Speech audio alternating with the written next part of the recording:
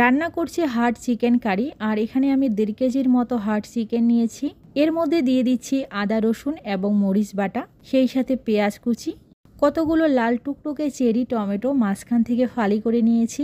এরপর কতগুলো দিয়ে দিব আস্ত গরম মশলা, সেই সাথে আমি এখানে মৌরি, জিরা এবং ধনিয়ার তেলে গুঁড়ো করে নিয়েছি, দিয়ে দিলাম সামান্য কারি মশলা গুঁড়ো, হলুদ গুঁড়ো এবং খুবই অল্প মরিচ গুঁড়ো, দারুচিনি গুঁড়ো, আর দিয়ে দিচ্ছি পরিমাণ মতো তেল, সেই সাথে স্বাদ মতো লবণ।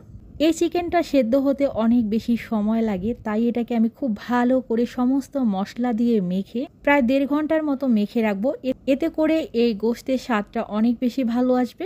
প্রায় 1.5 ঘন্টা পর আমি চুলায় বসিয়ে দিয়ে মিডিয়াম আঁচে রান্না করব। চিকেন থেকে অনেকটা পানি উঠে আসবে, আর এই পানি দিয়ে আগে খুব ভালো মতো কষিয়ে নিব।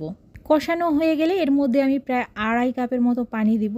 এই চিকেন সেদ্ধ হতে অনেক বেশি সময় লাগে।